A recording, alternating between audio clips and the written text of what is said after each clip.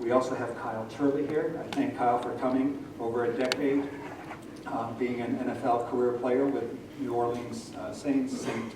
Louis Rams, and the Kansas City Chiefs. Kyle's experienced the game of American football firsthand at every level. As a former NFL player, now retired for some 10 years, Kyle made the informed decision to rid himself of synthetic medicine and is now committed to the treatment of his ailments through cannabis. Kyle is here today, thank you to Gridiron Coalition, of which he is a co-founder. We'll look at the properties of cannabis that could help and prevent and treat sports injuries. We'll hear some personal testimony, and then we'll look at the present and future use of cannabis. All right, until we get this fixed. Damn stoners. As an athlete, I was posed the question here, my injuries. I played football. These little kids on these football fields today, 5 years old, are getting these injuries. It doesn't take a lengthy sports career to receive, especially in sports like football, MMA, etc., to receive the injuries that are going to require you to be on medications the rest of your life. So as an athlete that played a contact sport, I found myself at an early age receiving these injuries and being placed on these pharmaceuticals from I got plates and screws and bone on bone in every joint. It looks good on the outside, and everybody still keeps saying that, you look great, you can go play, right, man? You look great, get back out there. This is all smoke and mirrors. I'm on a cane most days at 40 these days. So from my back injury, my shoulder injury, my knees, since 1996, I've had to deal with the aftermath of this game. Unfortunately, it took me to some pretty dark places later in life, unfortunately because of an injury that we weren't looking at that was the most imperative to what we were doing with our bodies and participating in these contact sports, and that was the injury to the brain. And there are very few industries in the world where your workers aren't going to get a brain injury. Football is one of those.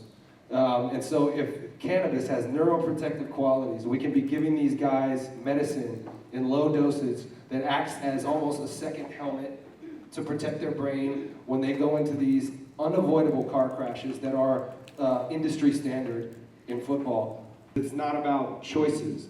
Football players don't have a choice. They're told when to get on the field, what the play is, what to say through the media, and what medicines they're going to take. And so I was never given the option to use cannabis. It was always something I was doing on my own in lieu of the pain pills that were being handed to me by team doctors and team physicians. That's kind of how it goes. There's just one way to do it. And I think it's putting the NFL in a moral quandary. For me personally, anecdotally, I feel like it protected my brain. It helped me heal. It helped me avoid becoming a drug addict. And it allowed me to get in touch with my body and understand my pain better. Pain is there for a reason. Pain is a good teacher if you pay attention to it. I gave the pharmaceuticals their due justice to try and see what they could do. When they weren't helping, I knew cannabis was there. It never let me down. I knew that if I had something, an ailment that was just too severe, because even Vicodin and Percocet and all these things, they don't kill pain. That's why you can build tolerances to 40 pills a day.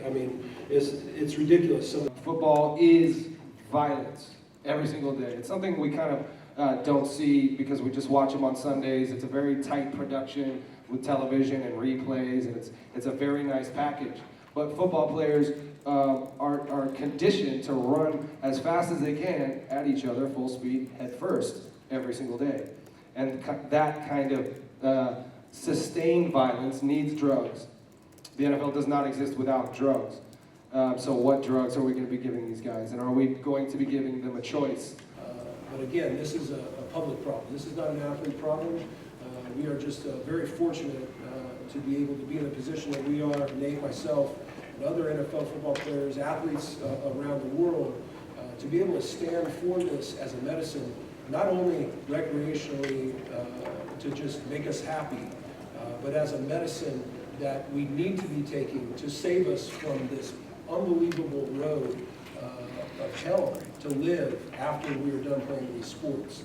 And if we can get our lives back, like I've got my life back, that's worth the examination, that's worth the research, that's worth us putting our ridiculousness aside, with all of the reefer madness that's been mentioned, to pursue cannabis as a medicine.